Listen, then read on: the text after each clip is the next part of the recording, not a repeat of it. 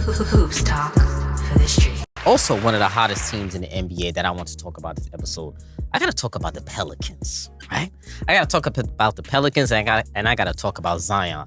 Now, in this particular trio, this trifecta, Zion has been a hot topic in here, right? We even had to make a nickname because one of the guys, he was hating on the boy.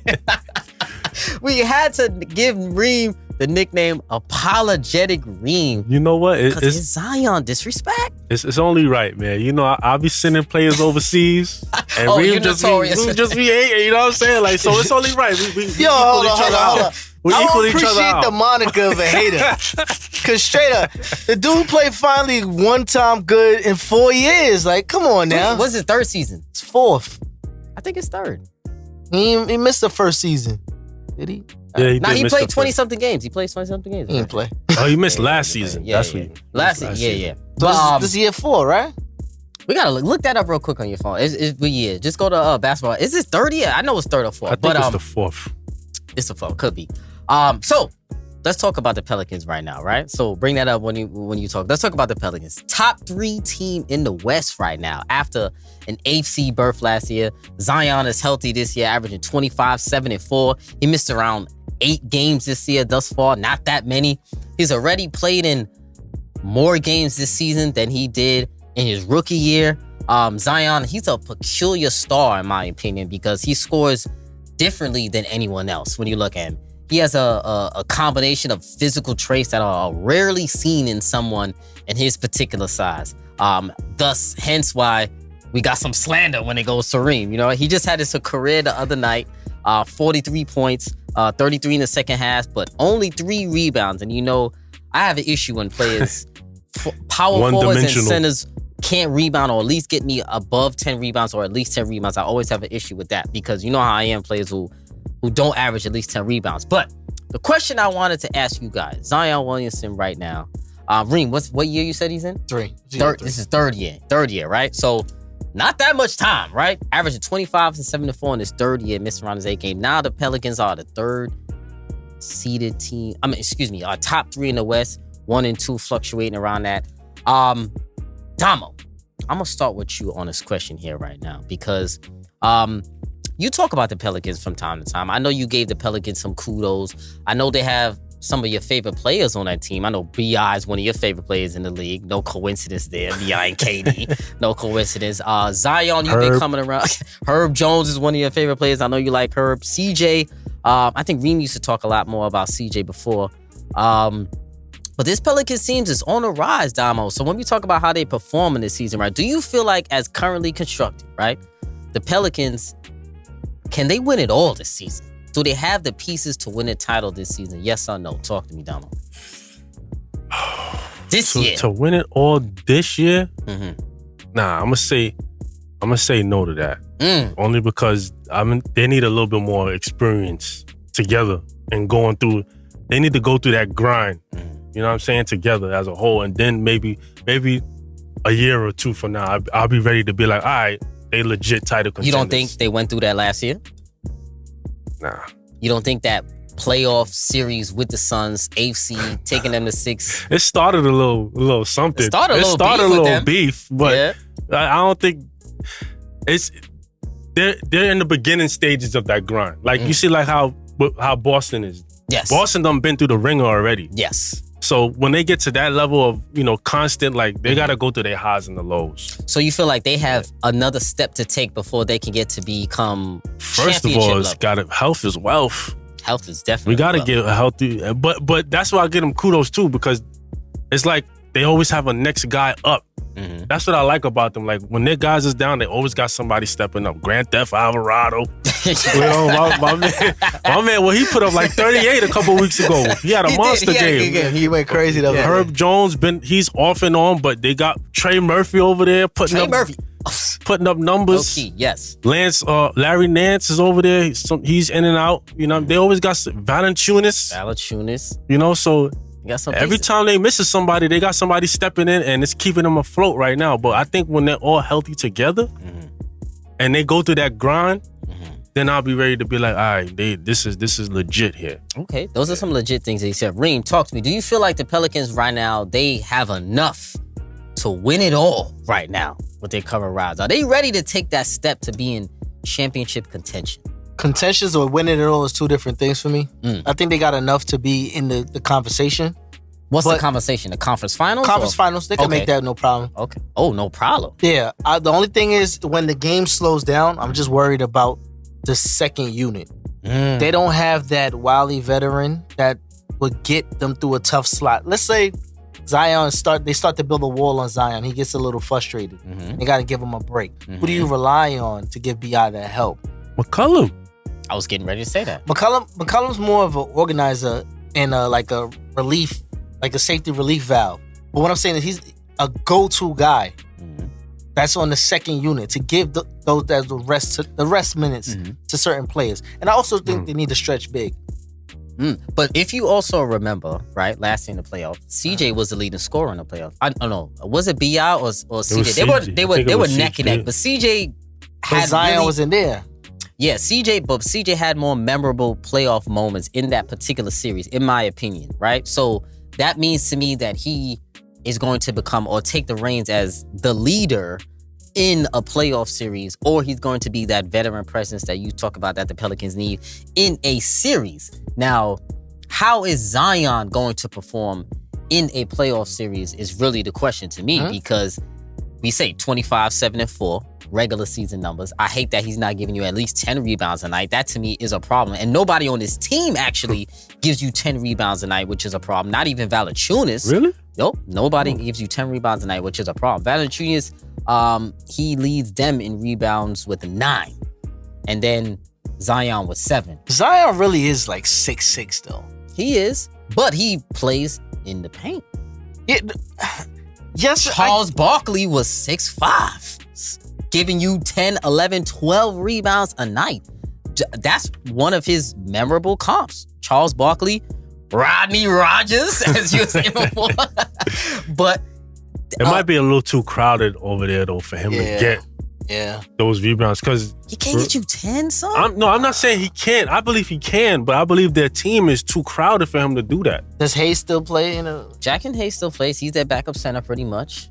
But when he gets to the playoffs, you know Zion's going to play 35 minutes on tonight. that, who's in that starting lineup? Is Valanciunas, Zion when everybody's healthy, Brandon Ingram, Herb Jones. Yeah, they're all CJ good McCollum. rebounders. That's what I'm saying. They have a big team. That's what I'm saying. Like, it's too crowded for him to get 10 rebounds a game. So do you think, right? I think a part of or what contributes to him not being able to get those 10 rebounds is that I feel like the Pelicans and Willie Green, they play Zion a lot more on the perimeter, I feel like, than maybe he should. Because if you look at this year, right, and you look at how he's scoring the ball, it's a lot of drives to the middle, a lot of drives to the paint. He's getting it at the top of the key. He's bulldozing. He's throwing your shoulder into you. He's really driving from almost the three-point line, basically to the rim, and either gets fouled, I'm going to lay it up, or you're going to move out the way so I can really jump, honestly. But that would be the benefit of a stretch big, to give him that paint area. You know what I'm saying? But that's the thing. I don't think Valanciunas could hit some threes. I don't think he got the footwork yet, though. You know, I'm big on footwork, Zion. I don't think he got because like he said, a lot of his points is coming from at the top of the key, and he's driving and just bulldozing. Like running you know what I'm saying is a stretch big. No, I know what you're saying. Give him the ability to be in a dunker spot without having to take too much dribbles. Mm-hmm. But if you have the but you gotta have the good footwork though to get that off. You see what I'm saying? I don't think he got that yet. He gets there. So I like how you're saying that, right? So the question I want to ask, can Zion score as much without a running start is the question. Yeah, I don't think so. I don't think he's so there yet. He's I don't like think he's LeBron. polished his game yet to be like that. It's like new LeBron.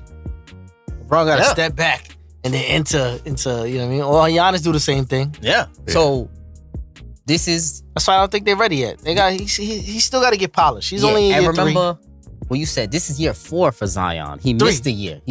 No, this is 3. This is year 3, but he missed a year already. Well, Which was last year. Performance-wise, you mean as far as player development? Yeah, you're right about 3 playing-wise, but technically it's 4. Yeah. So I'm saying that to say this, in 4 years, he's honestly still learning how to score right now. First of all, he's learning how to score right now. This is the first year I feel like he's actually had some with his new body, him trying to be on the floor, with Willie Green putting him in predicaments to score. Now, we know when the Pelicans score, they isolate Zion, but it's like a weird isolate when they isolate him, right? It's not like you throwing it down to him in the post and like, I'm too big for you. It's a catch and go. It's not like I'm throwing it to you. Everybody get out the way. You can't hold me. I'm bodying you. Get out of my way. It's like a catch and go. It's like something different with him, man. Like I've never seen a player score like that. Man is a bully for real. How this is, it's bully-esque, right? How he's scoring. So can that translate to the playoffs? Because last year when the Pelicans played in the playoffs, they didn't have to deal with giving Zion the ball. Get what I'm saying? It was B.I. on the perimeter creating, CJ on the perimeter creating, Herb Jones getting it where he fit in, Valanciunas scoring down the middle when he getting the rock. They're not going to be getting the same opportunities in the playoffs. So when we say that, Zion being the number one option and him playing like this and scoring like this, can that style get you to the finals? I would say he's like a generational. He could become a generational talent because we ain't never seen nothing like that before. And look at Shaq. Shaq was the most dominant big to play the game, and Shaq was 7'3". But look how he was playing though. So you see how Zion is playing. Nobody can't really stop him. You can't. So not with a running start. And if you put the right, you got shooters around him, and all he got to do is just flick it out if he gets stuck. Smart coaches. How could you beat that? Smart coaches will figure that out though. They'll figure a way to slow him down. I don't know, man. Because he doesn't do a lot of the others. You build a wall. He's not going to kill you with 3 points. That's like you give a leeway to something else and then take away everything else. I'll accept you to hit threes if you can make them. If you kill us with threes, I'll accept it. Wait, who killing you with threes? I'm saying if Zion shooting threes? If I'm an opposing coach and I'm building a wall against Zion and he's gonna kill us and win with threes, I'm gonna allow that because I know that's not his thing. But here's the thing though, with Zion, this is why I say he could be the next probably generational talent. Even though you build that wall, somehow, some way, don't get through that. He finds a way to slither his way in there. While you're young, everybody can slither when they're young. He's 22 years old, which is crazy. He's a young boy. Yeah. But when that shit slow down a little bit, you gotta have alternate moves. That's true. Now he does have to learn some alternate moves, which I agree. He does have to upgrade his offensive repertoire. He has to upgrade his offensive package. You know what I'm saying? Package. He does have to upgrade I agree with that. I want to see some footwork out of him. I want to see some footwork, and I want to see him not just catch the ball at the top of the key and do a driving effort. Because sometimes if he doesn't have the lane, he'll be charging a little out of control. Or sometimes he does pass it, though. Sometimes I do see him create sometimes, and does create some opportunities because he is giving 4 assists a night. So he's creating opportunities for everyone else. But I think it would be better served with him doing that if the Pelicans had better shooters on that roster. Because they don't really have no lockdown shooters, though. Who's a lockdown shooter on that roster? Nope, CJ's not a knockdown shooter. Najee Marshall. Trey Murphy, maybe. It used to be, what's his name? The little dude, Graham, but he kind of fell off. He knocked out some shots, but in the playoffs, how much is he? Is he going to be playing when Zion is playing? Where's he now? He's still there. On the bench. Yeah. He's still there. Because remember, Alvarado took his minutes. That's why you don't see him as much. Beef. Right? That's Alvarado. And you know what's crazy? Pickpocketing CP. Yeah, I know. You know it. I got fire for Alvarado. I got fire for him. And he's from New York too, so that's why I got fire. I just found that out too. I know. I got fire for him. But so with the Pelicans, right? In the playoffs, I think they're a matchup who can match up best with them or would give them some problems in a series is the Memphis Grizzlies. I would love to see it. Yeah, because that would be a crazy series because you know how I got Triple J as my defensive player of the year. Triple J would be the one guarding Zion. And Triple J leads the league in blocks right now. And Zion with his short arms, his short layups, driving layups to the rim, Triple J is the one person who that helps. Yeah. If you driving into me like that, his long arms, I'm blocking that. That nigga's boofing it on him. Stop it. Stop it. You think Zion is? Yes. Nah. Triple J, son. He leads the league in blocks for a reason. Bro. I think you give him a little hard time. Two years in a row. So. I don't think he's boofing on the perimeter. Triple J gets blocks. I don't see him. He goes after dunkers too, also as well. So with that, bow-legged. This guy, yo. So with that being said, in the playoffs, right? If the Pelicans win, now D-Lo came out recently, right? And he basically said that Zion is playing football while everybody else is playing basketball. He talked about the big body of Zion right here, right? Big body? Big body. The big body. Yeah, I mean, he just ran through my guy, took the ball. He's playing football, we playing basketball. We can't touch him or guard him, so good for him. Zion, the game where he played them, he went 14-19 from the line. Zion is top 10 in free throws attempted with 8 per game, and B leads the league with 12 free throws a night. Pelicans are second in free throws made, second in free throws attempted as a team. So we know there's been a couple of players in the history of the league who have been officiated crazy, right? Shaq. Who else? Oh my God, I'm forgetting off the top of the dome. But basically, we'll use Shaq as the example, right? And the question basically is Zion Williamson officiated fairly in the NBA right now? Do you think refs give him a fair whistle? Do you think they give him an easier whistle? Or do you think they just don't know how to referee a physical guy like that on offense? Damo. Yeah, good thing you start. Because me personally, I mean, I haven't really seen anything that's like, oh man, come on, yeah, y'all missed that call. But D-Lo is complaining. Yeah, let him complain. He mean, said you can't touch him, you can't guard Zion because they call a foul on everything. So how are you supposed to touch a physical guy like that is what he's saying. How can you guard a physical guy like that? Stay in front of him. Take the charge. You gotta get dirty, man. Do you think referees give him like a favorable whistle? Because he's physical? Because remember, Shaq, he had a weird whistle because sometimes he would take a lot of punishment and then they would be like, yo, I'm not fouling, or he would say, I'm getting fouled more than anybody else because I'm big. You think I could take that? Is Zion in that same category? Like Giannis. Remember how he gets officiated when he goes into, they be slapping him up. Sometimes he doesn't get the call. Sometimes he does get the call. Yo, it just comes with the territory. But Zion is so, like, he's so dominant. Like, it's just like, this is reserved for dominant players. Yeah, I don't really have a problem with the officiating. Me personally, I think he's officiated fairly, in my opinion. I agree. I think D-Lo is just crying, in my opinion. Yeah, exactly. He's just crying. What do you think? You think D-Lo is crying, or you think he's fair for what he's saying? D-Lo always crying. Somebody that plays with no urgency. I don't know why you crying. Go do some push-ups or something. What's wrong with this kid? D-Lo do be crying. I don't know what's up with him. But for Zion, he lost all credibility when he snitched. That's a fact. 6'9" before 6'9". He did snitch. Hey, you gonna lie. But what I would say is I don't think Zion has peaked as,